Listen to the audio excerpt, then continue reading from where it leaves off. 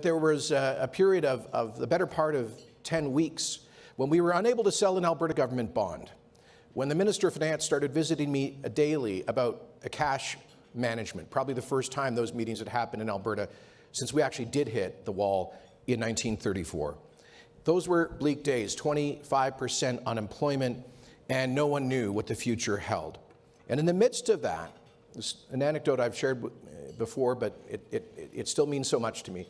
In the midst of that, I was dialing for dollars. I was calling the major bank CEOs just to reassure them about Alberta's liquidity and our sound economic fundamentals, and to ask for their assistance in selling our bonds.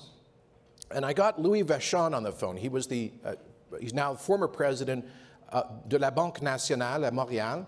And Louis listened to me, and he could see I was a bit shaken that particular day.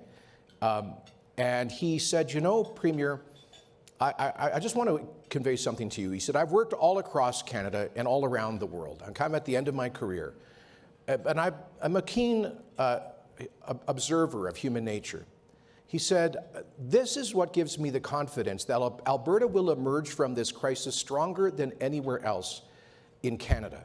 And I was a bit taken aback. I thought this was just sort of empty, happy talk. I said, why, Mr. Vachon? He said, because of your greatest asset, which is not your oil or your gas, your natural resources. Your greatest asset is the entrepreneurial culture of Albertans. Specifically, he said, the entrepreneurial culture of Albertans. And I'll admit I was under a little stress that day, and this stoic Quebec banker brought a tear to my eye, because I heard in his comment from thousands of kilometers away the voice of truth, somebody who saw us better than sometimes we see or understand ourselves.